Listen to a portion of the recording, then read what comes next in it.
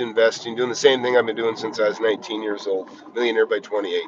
I was thinking about this morning, and I got allergies killing me right now. I look a little red-faced. Uh, anyways, it's about, I always tell you, get your seed capital, right? Even if that's $100, you got to have something always working for you. And some people feel like, oh, what's the use? Like they don't have enough to start. Or they think, oh, if I just had some money, I could start. Listen, you got to start with something. I mean, a seed, look what a seed is. A seed is like nothing, right? It's nothing. It really is nothing. But you grow it, then it turns into something. And a lot of people just don't have the faith that they can do it. And I'm telling you, don't don't be that way, or don't be influenced with people that feel that way, because some people always think, oh, it's always the other guy that's lucky, or oh, it's the other guy that can make money. It's not me. And fortunately, I've never had that attitude, but I know for a fact you start with very little, you can create something incredibly big, and it'll take care of you forever.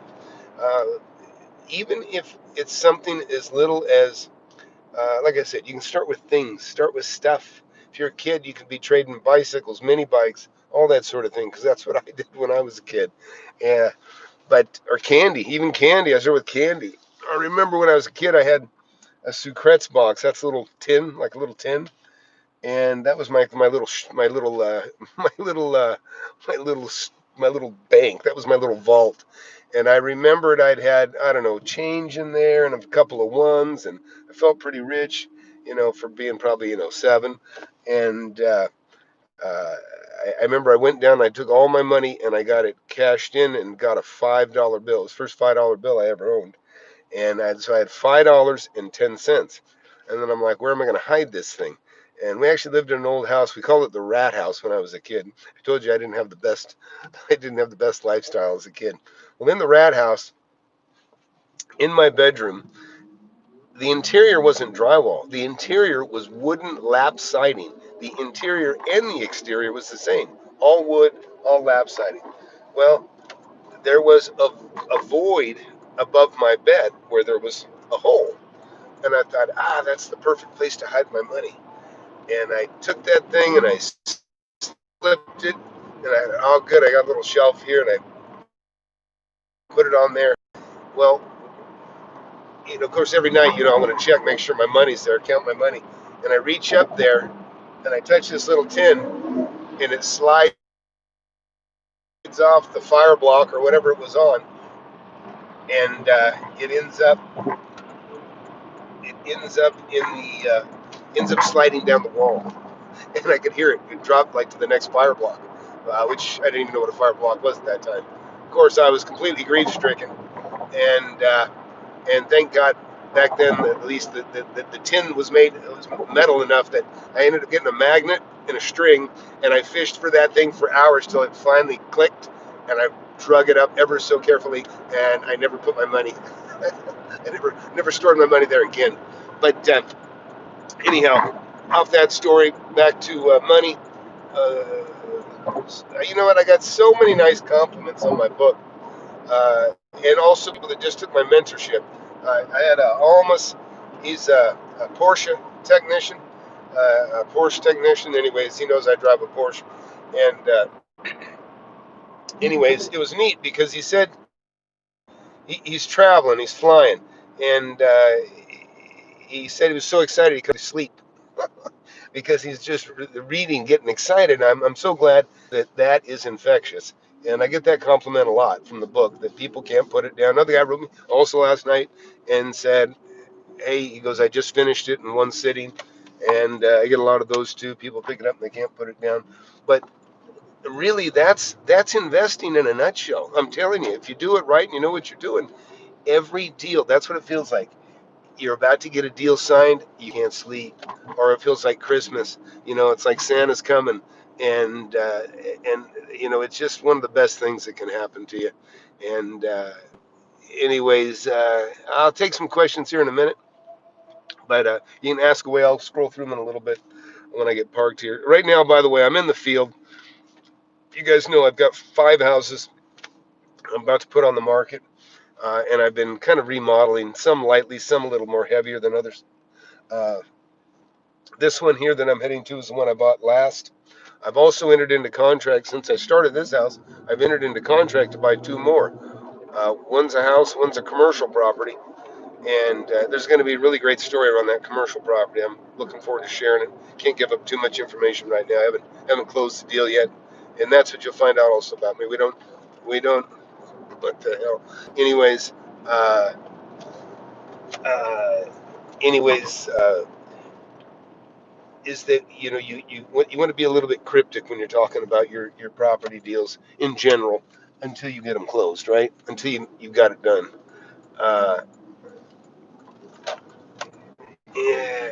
Anyways, you can Google that question on how to get a book published, but it's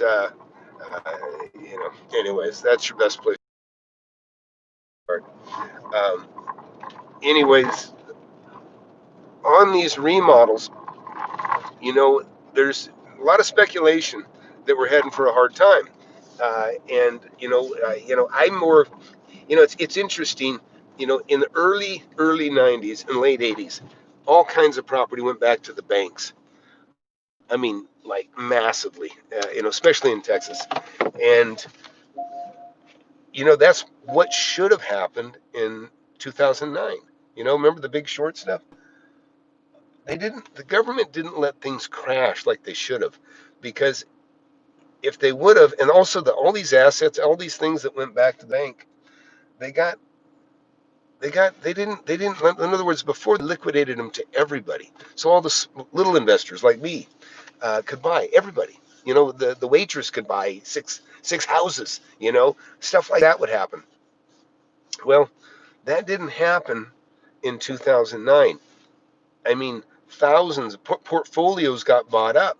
The banks, let the big Wall Street buy up a lot of the paper, and they bought the paper at a discount, and then we didn't have the foreclosures that you'd expect, and you didn't have, in other words, things were foreclosing. They should have foreclosed massively, but they kind of kept it hidden the way I see it, and so these instead of houses being liquidated to all the little guys and the small investors, uh, big investors bought them up, and it's a shame, because they didn't let a lot of people fail that should have failed, and that's really the problem. And my point, that's the point of what I'm getting at here, is when somebody tells you they know what's going to happen, or they say forecast this is going to happen, you know what?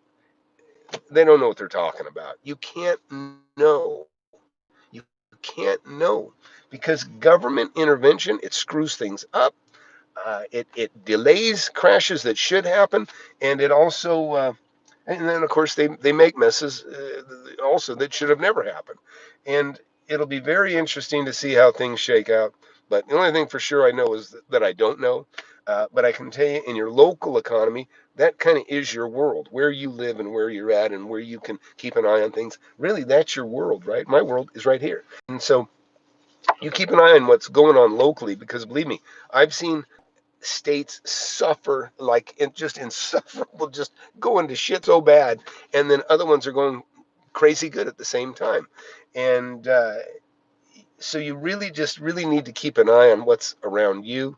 I'm probably gonna do a video on it too. I was watching a video on by Ken McElroy and Meet Kevin uh, talking, and it was kind of interesting.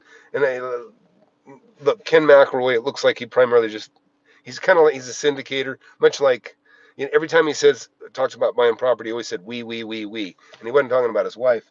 He was talking about a syndicate or a group, and that to me is not very relevant to a lot of people. I mean, because when I say we, it's never we. Hardly ever do I ever say we, to be honest, because I make all the decisions. I've been buying property by myself forever, so I always say I, and I think the I's can really are the people that are watching me, are the people that are most interested. The most people start with nothing. They're by themselves. They can't invest with a bigger group, or some big groups would have you think that you can't invest any other way.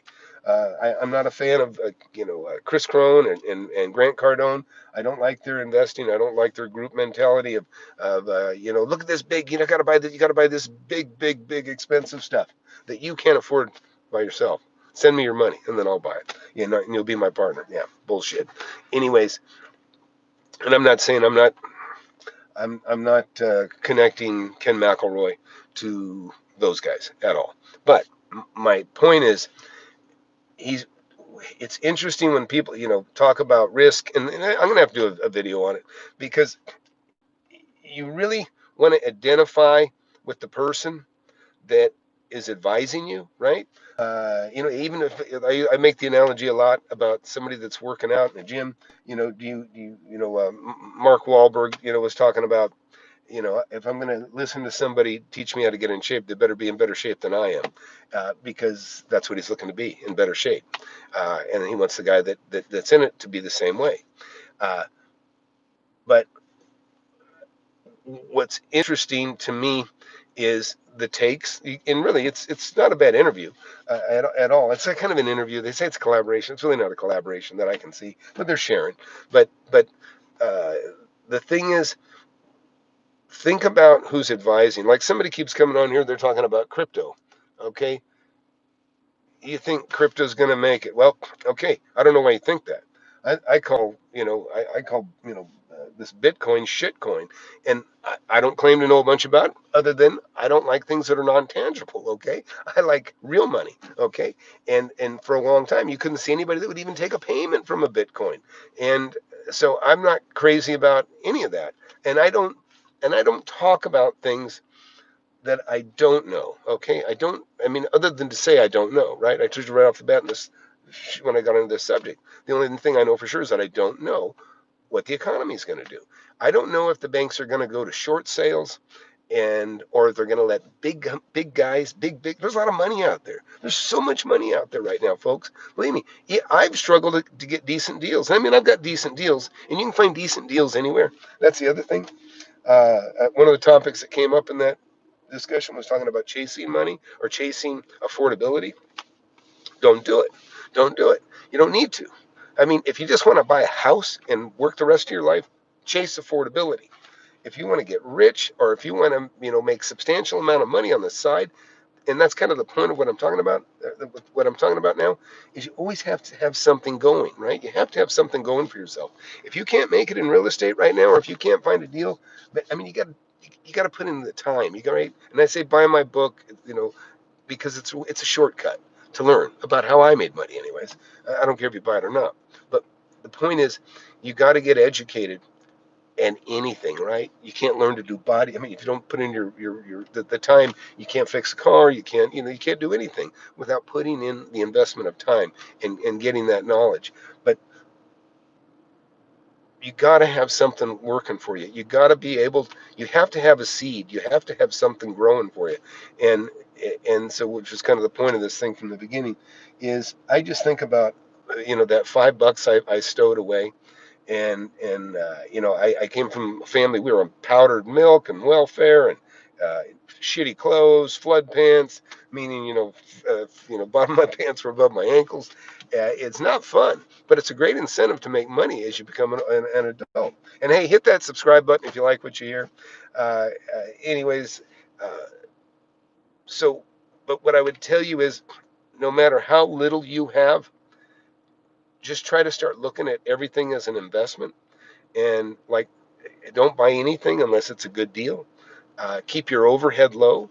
Uh, Live below the means that you can live at. I can tell you, I can live far grander than I live. I mean, I could live in a mansion. I could live in a fantastic home. I could be driving a Ferrari instead of a Porsche.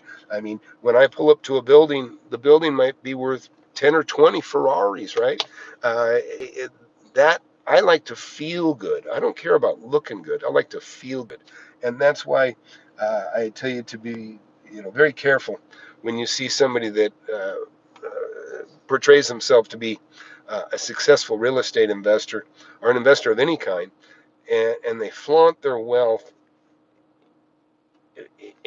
with cars, not real estate, cars. Okay, that's bullshit. It doesn't make any sense to me. It's very, to me, they're, it's like it's distraction. It's like they're not flaunting the real estate, maybe because they don't have it, maybe because they don't have, they don't have the chops to talk about it, and then when they do have it, you got to take a look at where, how did they get it? Are they using other people's? It's just four wheels, right? And to be honest, I don't like rolling collateral. Rolling collateral is not good collateral. But anyways, so hey, you know what? We're here at the house, my latest house, or one of the houses. This house, one of the things I looked at. It was too dark to videotape last night. And you have to forgive me because I'm dying. I'm just miserable with allergies or something right now. So you can see over my shoulder here, that's the new fence. And that's the other thing. You got to work hard. The harder you work, the luckier you're going to get, okay?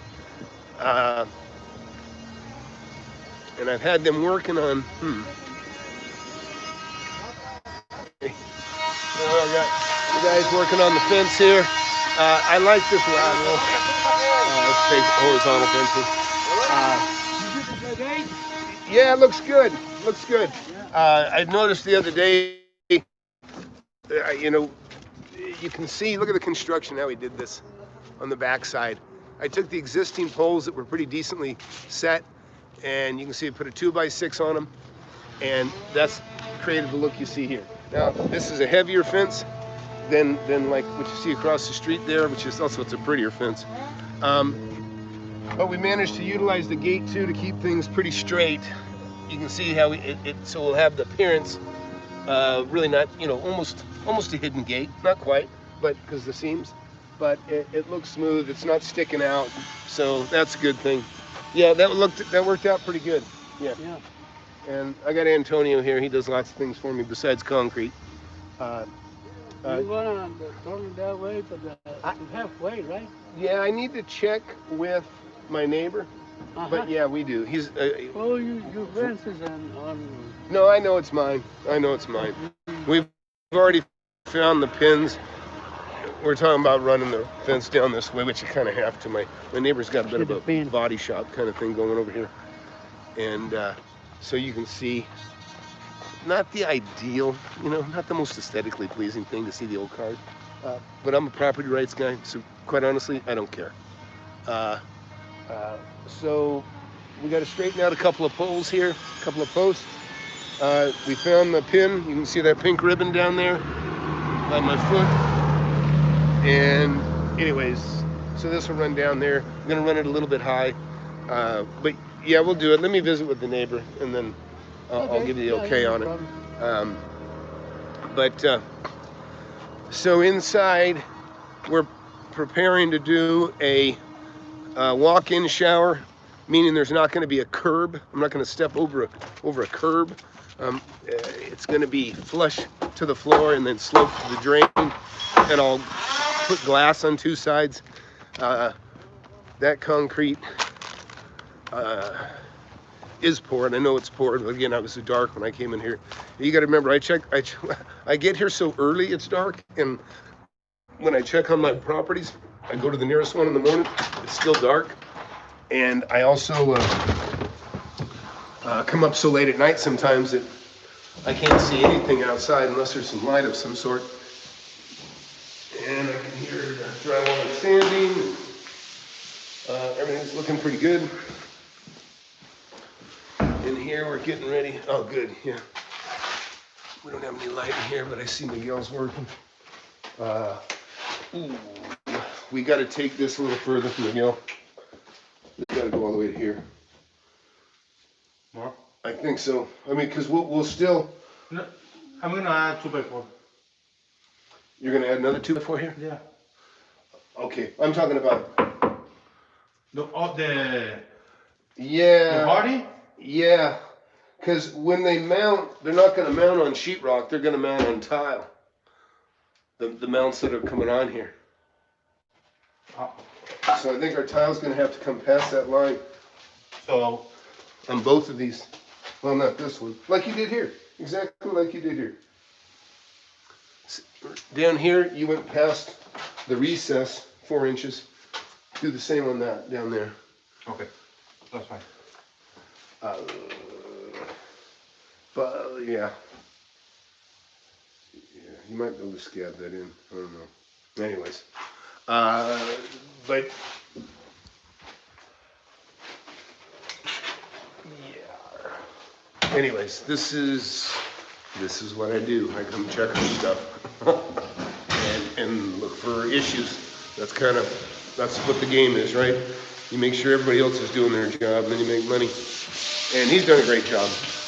And in here we were making cabinets the other day. I don't know if you guys have been following me on this job very much, but I made a cabinet here the other day, and you'll see this is all in place now. In fact, countertops should be coming this week, maybe Friday, maybe Monday.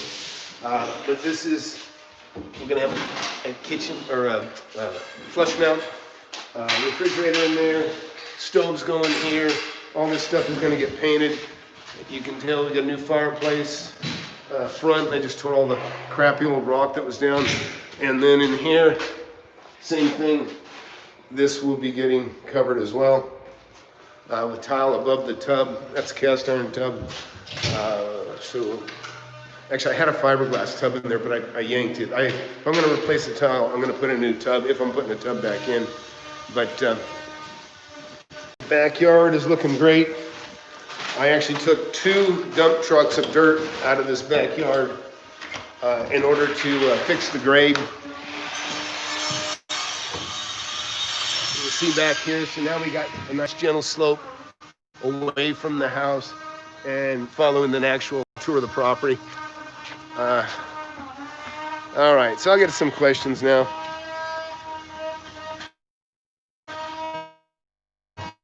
Let's see. And you can see the fence looks a little better too. All right, let's see. Let's go to questions. I'll start from the top real quick. Appreciate the work and advice. My pleasure. Oops. Live in New York City, purchasing real estate here. Give small room for positive cash flow. Yeah, well, don't buy for cash flow. Buy for profit. Just flip it. Or doing assignments or what some people call wholesaling. I've been assigning or wholesaling for I started very young. And you can definitely do that. And that's easiest, safest, cleanest way to make some money. Let's see. Oh, Kyle's still letting you know that in his part of New York, the prices are a little more fair. Like I say, listen, flip, right? I like to flip. That's where I like to get my money from in the beginning with is the profits from flipping.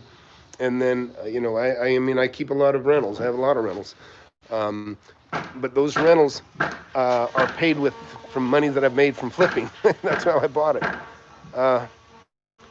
Okay, to my book. Process of book is write the book, and then you can either have a publisher. They'll buy the rights to your book, or they'll buy give you some money up front, and then they'll publish it and run with it, or you can self-publish, which is also an option. It's just what you want to do. Crypto, I'm not even going to touch that. I don't like Bitcoin. I think it's garbage. I don't think anybody should touch it because it's too new, too much of an unknown. Unless you have a lot of money and you want to throw, listen, I don't mind investing in the unknown with extra cash, right? With money, believe me, I've invested in a lot of things and I've lost money on some things, but I'm playing with play money. It's play money to me. It's extra money that I don't need.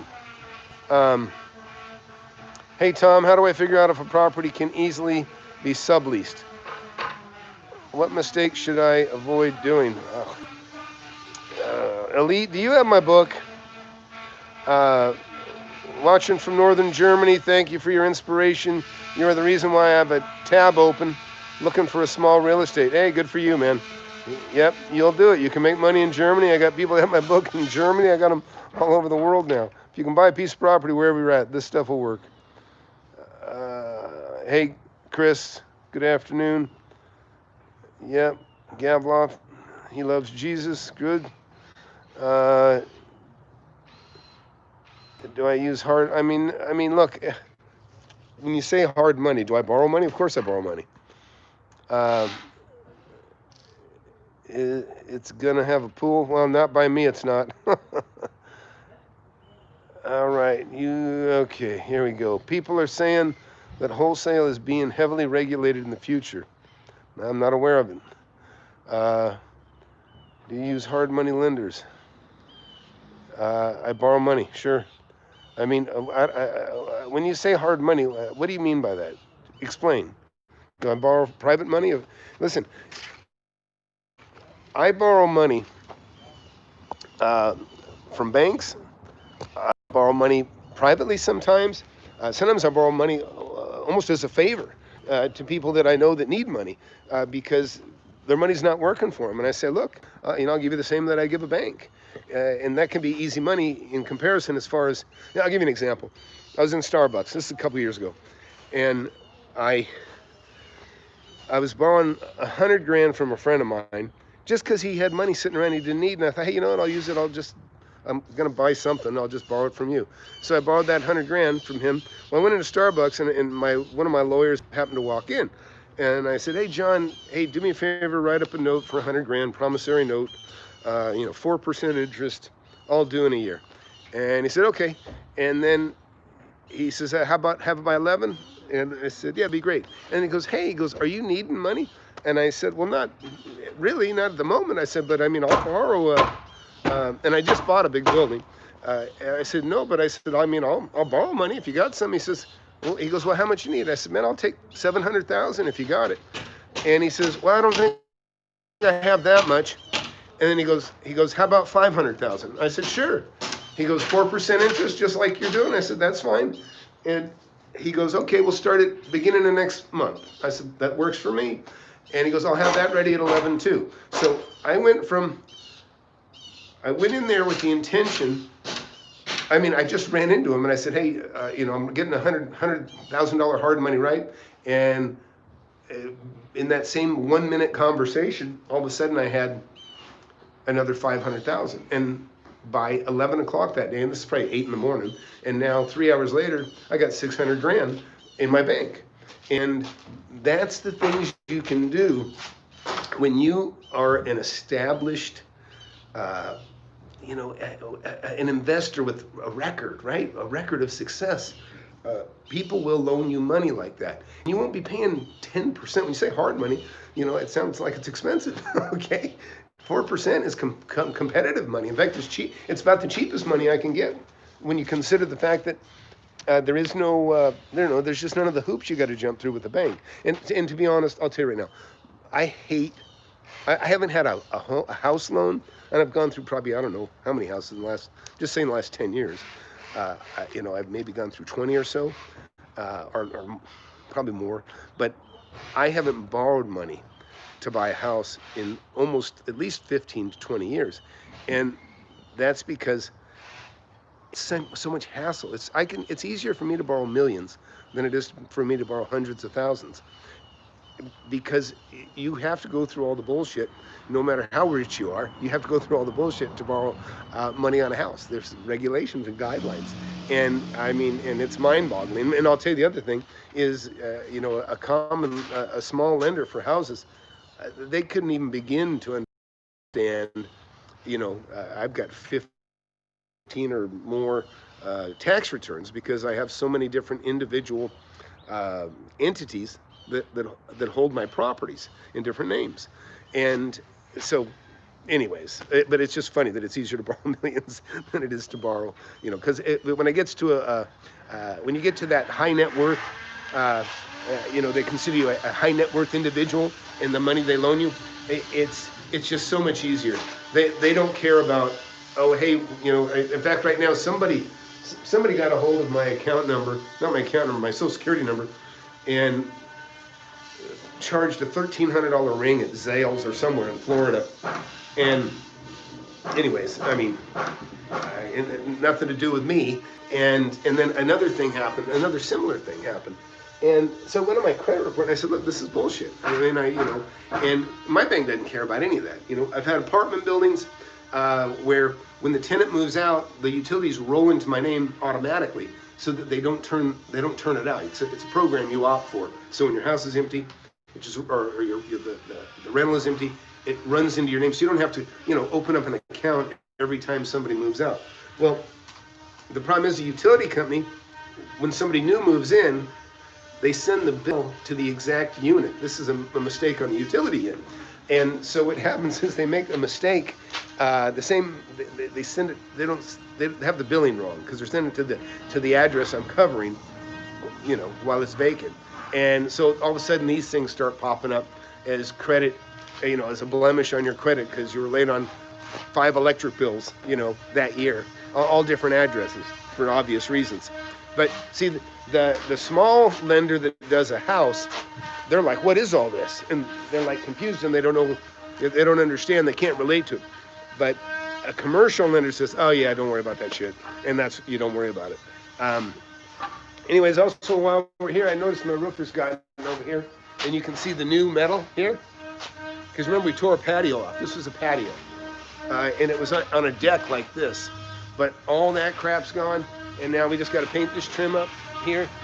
And that'll be done. Let's go on. Let's keep walking in here. Thanks for the info. You're welcome.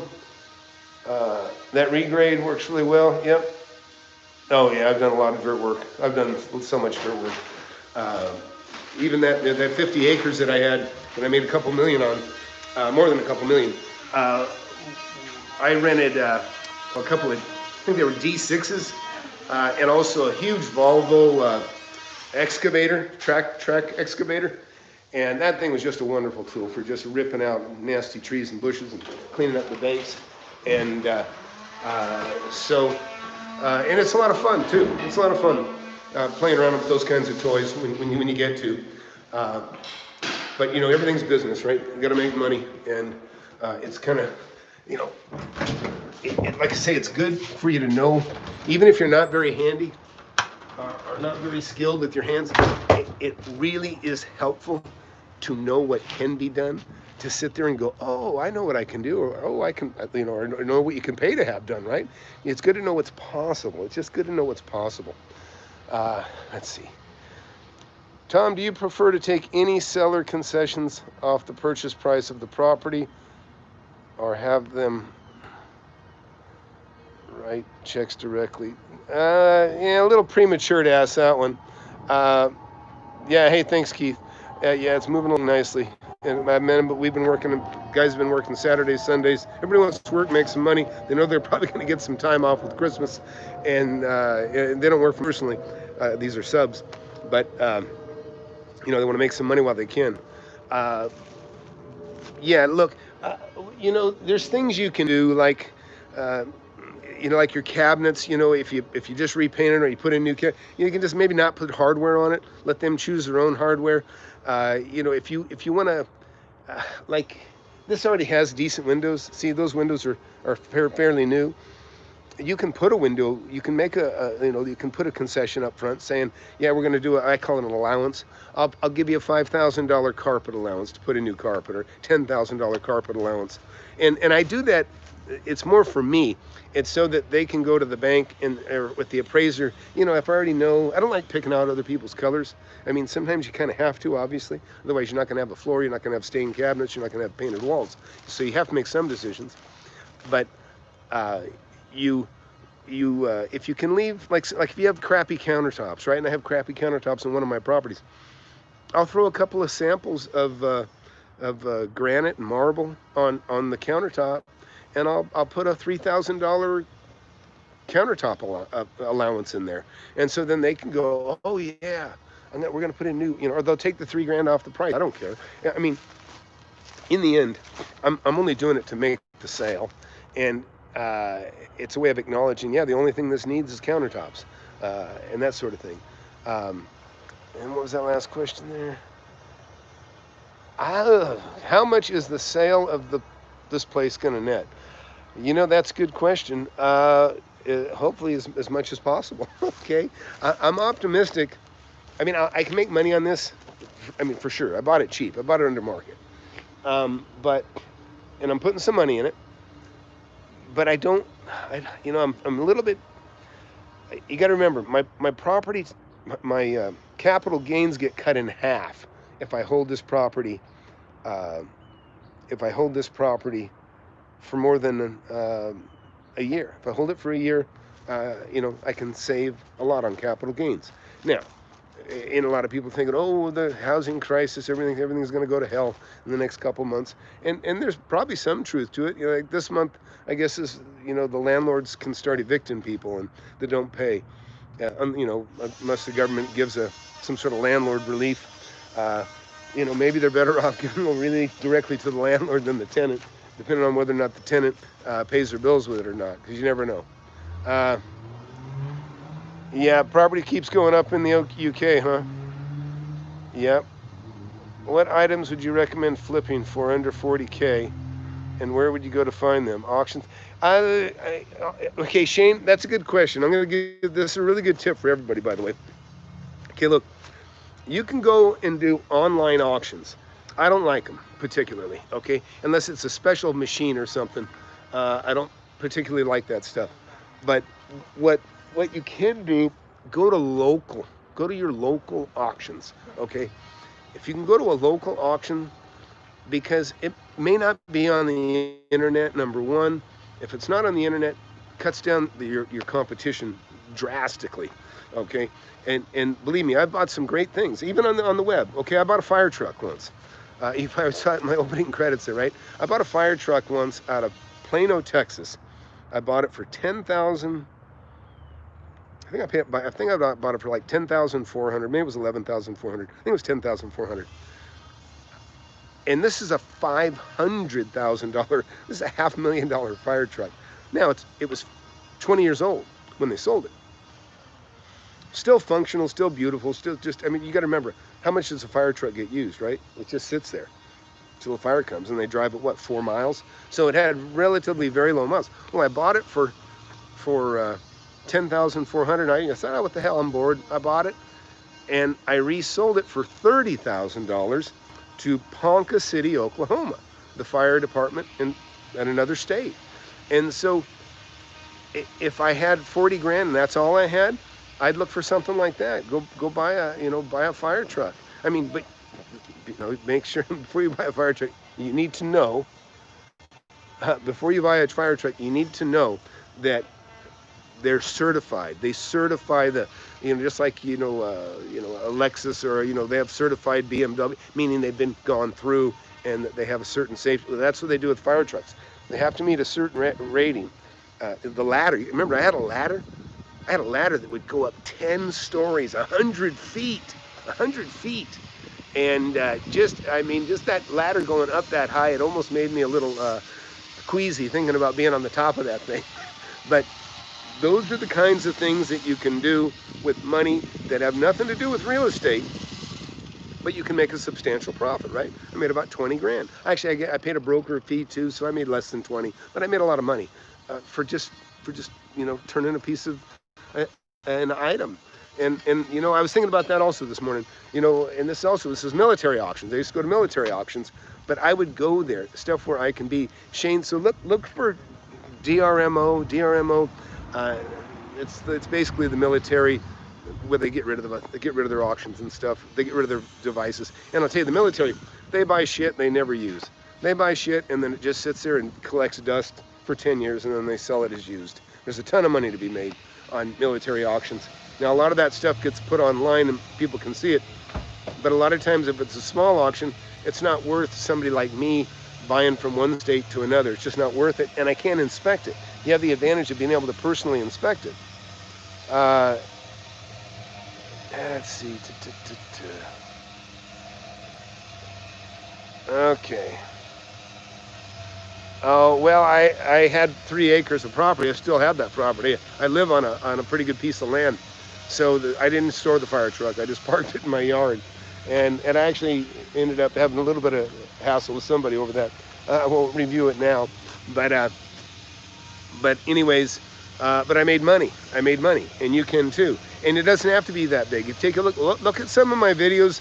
I show where I bought a scene, like SCENE, scenography machine.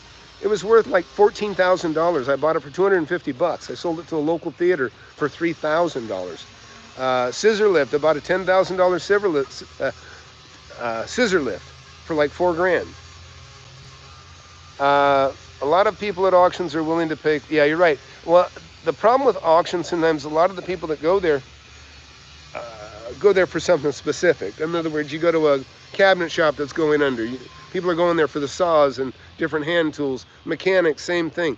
But if you go to a military auction, they got everything under the sun. They got dental, they got dentist chairs. They got video equipment that, all kinds of stuff. Yeah, well, Sweden doesn't sound good. If you own more than 2 properties, you got to register to become a company, where 50% of your selling profit will be taken by the government. Well, fuck Sweden. Sorry, but that doesn't appeal to me at all. Yeah, thanks.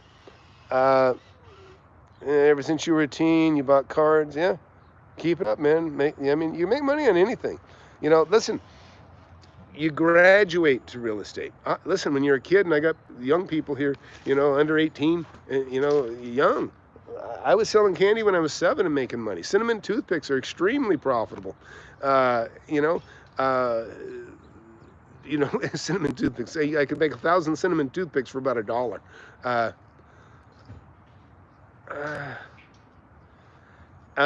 You know what? I did a video on killing rats. Somebody's asking me about what I call a professional for rats. What you got to do with rats, just so you know, you got to find out where they're coming in. What do you want out there? The rough guy told me you need a coffin in there. There's nothing in there. I just think we're talking about what to do on this crack here. I would just grout it. I don't think That's you what need I'm going to put them like the grout it. Yeah, not caulking. There's nothing to seal there. The grout is going to be better. Yeah. Just fill it with mud. You got it. Thanks. Got to take care of business, right? And so look, this is one of the big differences between me and a lot of people that have blogs on making money in real estate. I actually make money on real estate. You're watching me make money. When you see me answering questions and pointing and telling people what to do and correct, it's because I really, really do walk it, okay? So please subscribe. Please like the channel if you like this real stuff. I'd appreciate it. And let's see, would you recommend calling? Oh yeah, so back to the rats. There's a company. I have golly. Anyhow, it's a cool product. It electrocutes the rats. And just make sure you monitor it, because I'll tell you, from the time a rat gets killed, it doesn't take long for it to turn into a pile of maggots eating it, okay?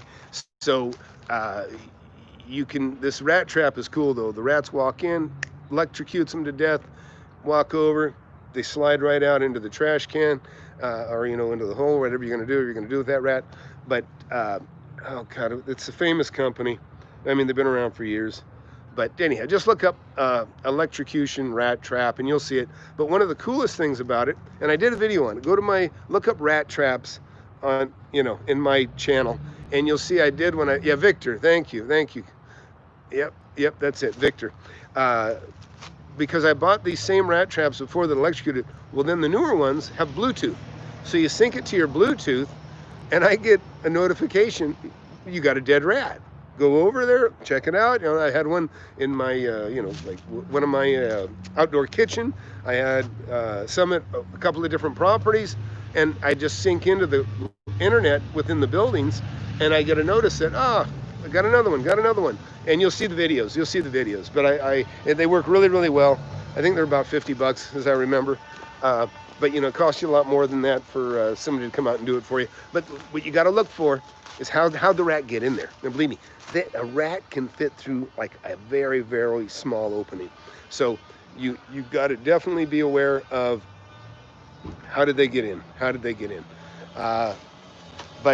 So hey, look, please like and subscribe. I got to cut it short because I'm afraid my power is going to be gone and we're just going to be abruptly cut. So I'm going to say goodbye right now, and please subscribe, please like, please comment on the videos, and it helps the channel, and I appreciate it.